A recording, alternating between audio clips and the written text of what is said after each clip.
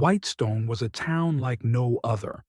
Nestled between rolling hills and dense forests, it was a place where old traditions thrived, and every face was familiar. Yet despite the town's close-knit charm, there was one family that stood apart: the Darrows. For generations, the Darrow family had occupied Willow Ridge Estate, a sprawling mansion surrounded by manicured gardens, ancient oaks, and a high wrought iron fence that kept curious eyes at bay. To the outside world, they were the town's pride: philanthropists, patrons of the arts, and shrewd business people who had turned a small shipping venture into a multi-million-dollar enterprise. But to those who dared look closely, something didn't add up. No one could quite explain how the Darrows had accumulated such immense wealth in such a short span of time. Their investments seemed to multiply magically. Their rare art collection expanded faster than any auction could provide, and their influence reached far beyond the sleepy borders of Whitestone. Whispers of illegitimacy followed their name, but with no proof, they remained whispers. Everett Darrow, the mastermind. At the heart of the Darrow family empire was Everett Darrow, the patriarch. A man of sharp intellect and colder ambitions, Everett was both feared and admired. His sharp suits, silver-streaked hair, and commanding presence made him a figure of respect in high society. What few knew was that Everett was the architect of a counterfeit empire unlike any the world had seen. It had all started in the early 1980s when Everett, still a young man, discovered his talent for forgery. He had an eye for detail and an unrivaled understanding of craftsmanship. He began with counterfeit rare coins, each one so flawless that even seasoned experts couldn't tell the difference. From there, he moved on to rare manuscripts, paintings, and later, high-value documents that could sway court cases and corporate takeovers. Within a decade, Everett had built an underground network of forgers, smugglers, and corrupt appraisers. His operations spanned continents, with counterfeit goods flowing through hidden channels into the hands of unsuspecting collectors and buyers. The profits were astronomical, allowing the Darrows to establish their public persona as wealthy elites. The heir's dilemma. Julian Darrow had grown up in luxury, surrounded by priceless art, rare antiques, and a sense of privilege. Yet, unlike his father, Julian had a conscience that couldn't be ignored. By the time he was 16, he had pieced together the truth. The Darrow fortune wasn't built on legitimate business, but on deception. Despite his revulsion at the family's dealings, Julian felt trapped. Everett had groomed him from a young age to take over the empire, teaching him everything from art history to high-stakes negotiation. He had hoped that with time, Julian would come to accept his role, but Julian couldn't shake the feeling that he was living a lie. One evening, as the sun dipped below the horizon, casting long shadows over the estate, Julian stood in his father's study, staring at a forged Rembrandt hanging on the wall. The painting was a masterpiece of forgery, indistinguishable from the original except to those who knew the truth. "This can't be my life," Julian murmured to himself. Before he could dwell further on his thoughts, his sister Isabel entered the room. Isabel was younger by 2 years, with a sharp mind and a loyalty to their father that bordered on fanaticism. "Father's looking for you," she said, her tone cool. "There's a shipment coming in tonight, and he wants you to oversee it." Julian's jaw tightened. He hated these shipments, the lifeblood of their counterfeit operation, but he knew better than to refuse. "I'll be there," he said curtly, brushing past her. A meeting in the shadows. Later that night, as Julian watched the shipment being unloaded in a hidden warehouse on the estate grounds, he felt a surge of anger. Crates of forged art and counterfeit goods were being carefully handled by the family's trusted crew, ready to be distributed to various buyers across the globe. I can't do this anymore, he thought. The next day, he made a decision. He would reach out to someone who could help him expose the truth. Emily Carter, the journalist. Emily Carter was an investigative journalist with a reputation for digging up stories that others couldn't or wouldn't touch. She had grown up in Whitestone and had long been fascinated by the Darrow family's mysterious wealth. Over the years, she had tried to gather evidence of their illegal dealings, but had always hit a wall. The Darrows were too powerful, too careful. When she received a message from Julian Darrow asking to meet in secret, her curiosity was piqued. Could this be the break she had been waiting for? They met in an abandoned factory on the outskirts of town, a place where no one would think to look for them. "Thank you for coming," Julian said, his voice tense. "I wasn't about to ignore a message from a Darrow," Emily replied, studying him closely. "What's this about?" "I need your help," Julian said. "I want to expose my family's operation, but I can't do it alone." Emily raised an eyebrow. "Why now? Why turn against your own family?" "Because I can't keep living a lie," Julian said, his voice filled with quiet desperation. "I need to end this." Emily considered his words carefully. She had always suspected the Darrows were involved in something illegal, but without solid proof, her suspicions meant nothing. Now, Julian was offering her a way in, a chance to uncover the truth. "All right," she said, "I'll help you. But you need to understand, this won't be easy. Your father won't let go of his empire without a fight." "I know," Julian said, "but I'm ready." In the days following his alliance with Emily, Julian Darrow felt the weight of his decision pressing down on him. He had crossed a line that no one in his family had ever dared approach. For years he had played his role as Everett Darrow's heir, but now he had become something else, a traitor to his own blood. Tension builds. The Darrow estate was more imposing than ever, its walls seeming higher, the shadows in its grand hallways darker. Julian walked through the house like a stranger, aware of every glance cast in his direction. His father, Everett, remained outwardly calm, but Julian could sense the quiet intensity with which he watched him. In his sister Isabel's eyes, Julian saw something different: suspicion. She had always been their father's protégé, the one who shared his cold ambition and ruthless pragmatism. Isabel never missed a detail, and Julian knew that if she discovered his betrayal, she would act without hesitation. Despite the growing tension at home, Julian continued meeting Emily in secret. He provided her with more information: names of key contacts, locations of hidden warehouses, and most importantly, the knowledge of his father's ledger, a journal where Everett meticulously recorded every transaction in a personal code. "We get that journal and we have him," Emily said during one of their meetings. "Without it, this is just circumstantial evidence. With it, we can prove everything." Julian nodded. "I'll find a way." Everett's awareness. What Julian didn't know was that Everett was already a step ahead. Years of running a counterfeit empire had honed his instincts. He sensed that something was off with Julian, and it didn't take long for Isabel's quiet observations to confirm his suspicions. "Julian's been sneaking out," Isabel told Everett one evening.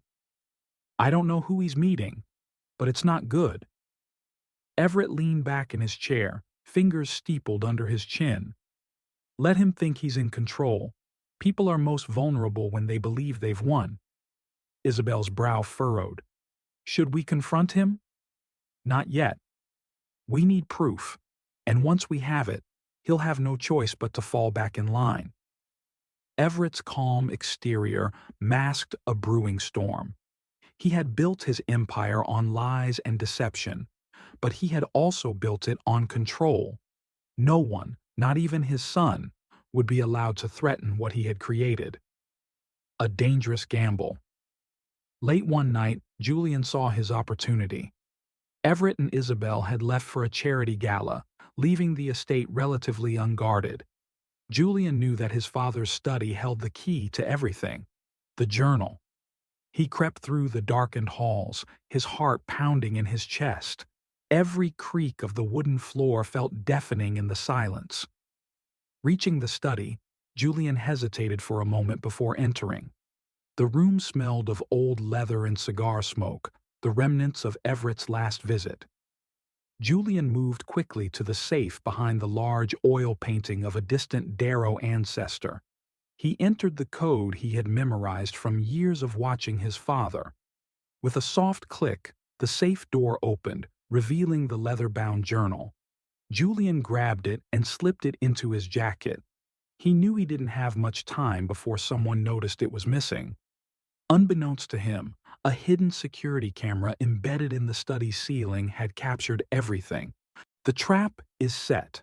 The next morning, Julian woke to find Everett waiting for him in the dining hall. The journal sat on the table between them, its leather cover gleaming in the morning light.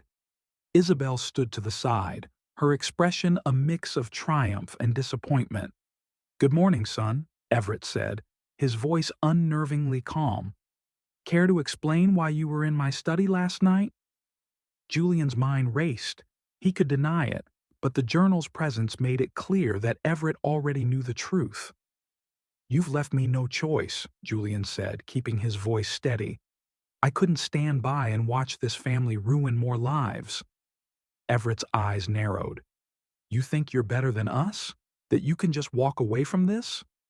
"I'm not walking away," Julian said. "I'm ending this." Everett leaned forward, his voice dropping to a dangerous whisper.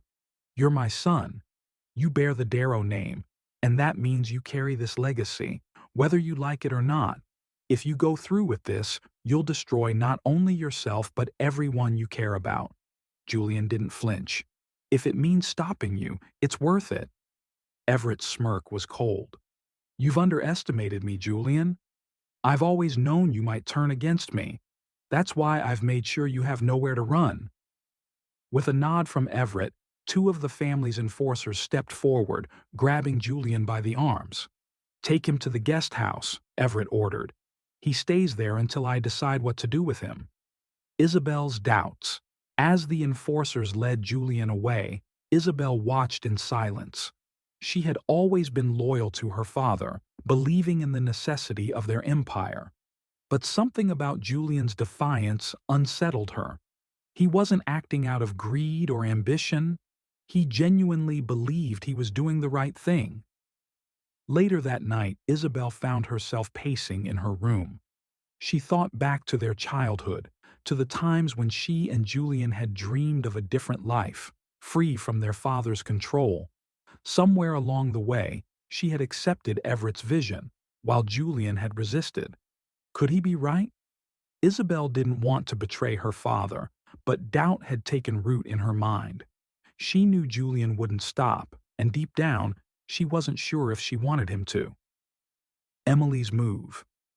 Meanwhile, Emily received Julian's final message. "They know. I'm compromised. Go public before it's too late." Fear and urgency gripped her. She knew that without Julian's help, releasing the story would be dangerous. The Darrows had power, connections, and resources that could crush her if she wasn't careful. But she also knew that waiting any longer would only give Everett more time to tighten his grip. Emily made her decision. She gathered all the evidence she had, documents, photographs, and Julian's notes, and prepared a detailed exposé. It was risky, but she had a plan to ensure her safety.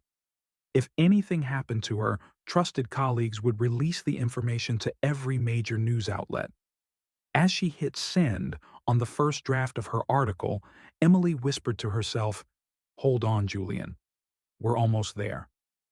The Darrow estate was silent that night, but tension hung thick in the air. Julian sat alone in the guest house, confined under guard, his mind racing through possibilities. He had failed to retrieve the journal, and now Emily was on her own. He could only hope she had enough evidence to expose his father's empire before it was too late. a new ally.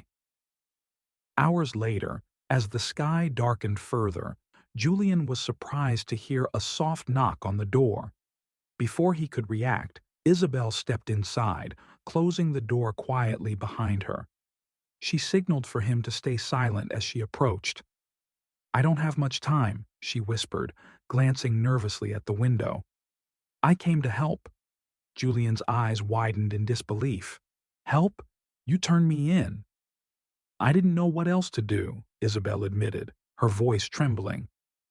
"But I've been thinking, maybe you're right. Maybe this has gone too far." Julian studied her face, searching for any sign of deception. Instead, he saw genuine conflict. Isabel wasn't just his sister, she had been his closest friend once, before their father's empire had driven a wedge between them. "What changed your mind?" Julian asked cautiously. "Father," Isabel said bitterly. "He's willing to destroy you just to keep control. I always believed in him. But now, I'm not sure anymore." Julian nodded slowly. "If you want to help, we need that journal. It's the only thing that can bring him down." Isabel hesitated, then took a deep breath. "I know where he keeps a backup copy. I'll get it." The final piece. Meanwhile, Emily's expose had begun to gain traction. Though she hadn't yet published the final version with Julian's testimony and the journal, the articles she had released were enough to spark serious questions in the art world. Collectors, curators, and law enforcement agencies started probing their collections, and whispers of doubt spread through high society. Everett Darrow noticed the shift immediately. His phone rang incessantly with calls from nervous associates, demanding explanations and reassurance. He knew he had to act fast. That evening, Everett called Isabel into his study. "We're being watched more closely than ever," he said, his tone cold and calculating. "I need you to be vigilant. No mistakes." "Yes, Father," Isabel replied, masking her unease. As she left the room, she knew she had to act quickly. Julian's window of opportunity was shrinking, and if they didn't act soon, Everett would find a way to shut everything down. A dangerous mission. Late that night, while Everett was distracted by urgent calls, Isabel made her move. She slipped into a hidden corridor behind the main study, a place only she and her father knew about. At the end of the corridor was a small, concealed safe. Using the code she had memorized as a child, she opened it and retrieved the backup journal. With the journal in hand, she made her way to the guest house, her heart pounding with every step. If she was caught, there would be no second chances. "Here," Isabel said breathlessly, as she handed the journal to Julian. "This has to work." Julian took the journal, gratitude and relief washing over him. "You're doing the right thing." "I hope so," Isabel said softly. "But we need to be careful. If Father finds out—" "He won't," Julian said. "Not until it's too late." The reckoning with Isabel's help, Julian managed to contact Emily, who immediately arranged to meet him at a secure location outside of town. Early the next morning, Julian and Isabel slipped away from the estate under the cover of darkness, using a back route that led through the forest. By the time Everett realized they were gone, it was too late. Emily met them at an abandoned barn on the outskirts of Whitestone. She quickly scanned the journal, her eyes lighting up as she saw the detailed records of every transaction, every forged piece, and every illicit deal. "This is it," Emily said. "This is everything we need." Julian nodded. "You need to go public with it, now." Emily didn't hesitate. She had already prepared her final article, and with the journal in hand, she could back up every claim. She sent the complete expose to major news outlets, ensuring that if anything happened to her, the story would still break. Within hours, the news spread like wildfire. Headlines declared the Darrow family's empire a fraud, exposing decades of forgery, fraud, and corruption. Law enforcement agencies launched immediate investigations, and Everett's carefully constructed facade began to crumble. The end of an empire. Everett Darrow's arrest came swiftly. By the time federal agents arrived at the estate, Everett knew there was no escape. He was calm as they led him away in handcuffs, his expression unreadable. Isabel watched from a distance, her heart heavy. Despite everything, he was still her father. Julian stood beside her, placing a reassuring hand on her shoulder. "It's over." "No," Isabel said quietly. "It's just beginning." The Darrow name had been tarnished, their empire destroyed, but Julian and Isabel knew they had a long road ahead to rebuild their lives. They would have to answer questions, face scrutiny, and find a way to move forward. A new beginning. Months later, Julian and Isabel stood outside a modest gallery in the heart of Whitestone. The town had changed since the fall of the Darrows, but it was beginning to heal. The gallery, funded by legitimate means, was their way of giving back to the community they had once deceived. "You sure about this?" Isabel asked, glancing at her brother. "It's a start," Julian said with a smile. "A real one this time." As they stepped inside, Emily greeted them with a warm smile. She had become a close friend, her exposé earning her national acclaim. But more importantly, she had helped Julian and Isabel find a path forward. Together, they looked toward the future, not as heirs of a counterfeit empire, but as individuals determined to make something real. Thanks for watching. If you want to see more stories like this, hit that like button and don't forget to hit that subscribe button. And let me know on which topic you would like to see stories next. And check out these other stories you might enjoy. See you in the next one. Till then, take care and goodbye.